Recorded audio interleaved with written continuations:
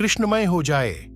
जीवन श्री कृष्ण से सीखें। जीवन को सफल, सार्थक और यशस्वी बनाने के गुण कृष्ण के जीवन सूत्र ही हैं। लक्ष्य सिद्धि के कारगर मंत्र। महाभारत के महानायक भगवान श्री कृष्ण मानव इतिहास में मनुष्यता के सबसे बड़े मार्गदर्शक हैं।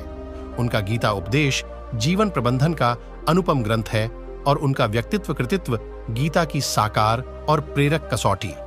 यदि हम प्रयास करें तो उनके जीवन से सीख लेकर पूरी 360 डिग्री पर अपने जीवन को सफल, सार्थक और उन्हीं की भांति यशस्वी बना सकते हैं। संसार की रणभूमि में अपने जीवन की महाभारत में जय के लिए कृष्ण के जीवन सूत्र ही लक्ष्य सिद्धि के कारगर मंत्र हैं। सभी से प्रेम करने वाले भगवान श्री कृष्ण का जीवन प्रेम का पर्याय है।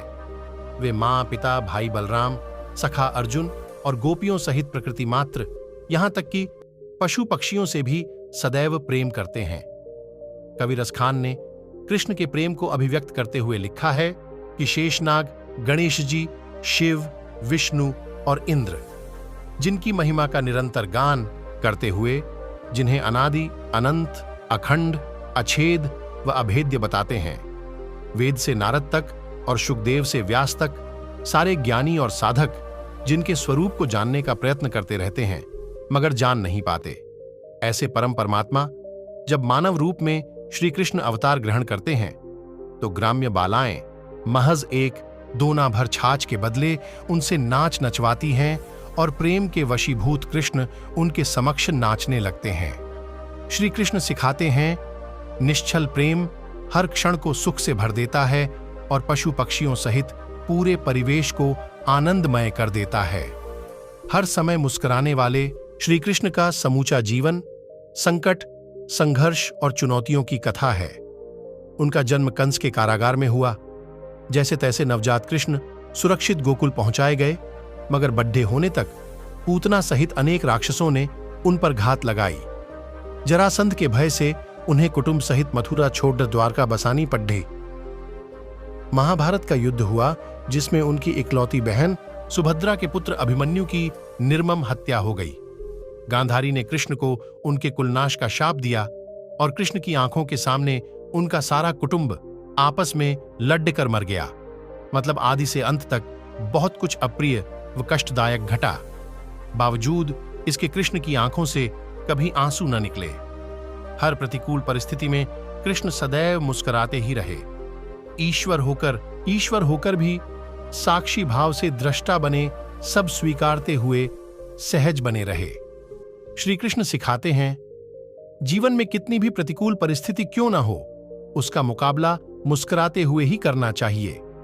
स्त्रियों के कृतज्ञ और रक्षक श्री कृष्ण स्त्रियों को मान देने व उनकी रक्षा करने में सदैव अग्रणी हैं। श्रीमद्भागवत पुराण के रासपंचाध्याय में निर्मल प्रेम के लिए वे गोपियों के प्रति कृतज्ञता ज्ञापित करते हैं तो जन्मदात्री मां देवकी के साथ ही पालन करने वाली यशोदा की कृपा को पल पल सादर बखानते हैं।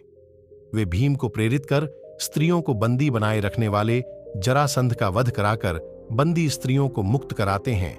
सखी द्रौपदी के मान की रक्षा के लिए चीर बढ़ाने का चमत्कार करते हैं तो अपने भांजे अभिमन्यु की मृत्यु के बाद उसकी विधवा उत्तरा का दुख दूर करने के लिए उसके मृत जन्मे पुत्र परीक्षित को पुनर्जीवित कर देते हैं। गुरु सांदीपनि की पत्नी की आज्ञा पर खोए हुए गुरुपुत्र को वापस लाकर गुरु दक्षिणा अर्पित करते हैं और युद्ध में विजय के बाद मित्र कहीं अहंकारी न हो जाए, इसलिए युद्ध के बाद अनुगीता सुनाई। श्री कृष्ण सिखाते हैं संकट में मित्र की सहायता करो, भ्रम में मार्गदर्शन और आवश्यकता पर सहयोग। यह सब निस्वार्थ हो और कर्ता भाव से रहित हो तभी सच्ची मित्रता है। सफलता के लिए 5 मंत्र। प्रमाणों के अनुसार कृष्ण इस धरती पर 125 वर्ष रहे। इतनी दीर्घायु में उन्होंने विनम्रता से सिद्ध, कठोर परिश्रम, समयानुकूल नीति, सज्जनों का उत्थान और दुष्टों को दंड, ये 5 मूल मंत्र अपने व्यक्तित्व व कृतित्व के जरिए दिए। विनम्रता व सेवाभाव से गुरु सांदीपनि को प्रसन्न कर मात्र 64 दिनों में उन्होंने शिक्षा पाई और विनम्रता से ही जग को जीता। कठोर श्रम से उन्होंने द्वारका बसाई। कृष्ण सा नीतिज्ञ मनुष्यता के इतिहास में दुर्लभ है। जब जरासंध से लड़ना संभव न था, तब द्वारका की राह ली और भीम का बल पाते ही उसे मरवा दिया। पांडवों की भांति दुर्योधन भी उनका संबंधी था, मगर उसके अधर्म की राह पर होने से कृष्ण ने धर्मपथिक पांडवों की सहायता कर सज्जनों के उत्थान का संदेश दिया। कृष्ण परम क्षमाशील हैं, किंतु दुष्टों को दंड देने में संकोच और विलंब नहीं करते।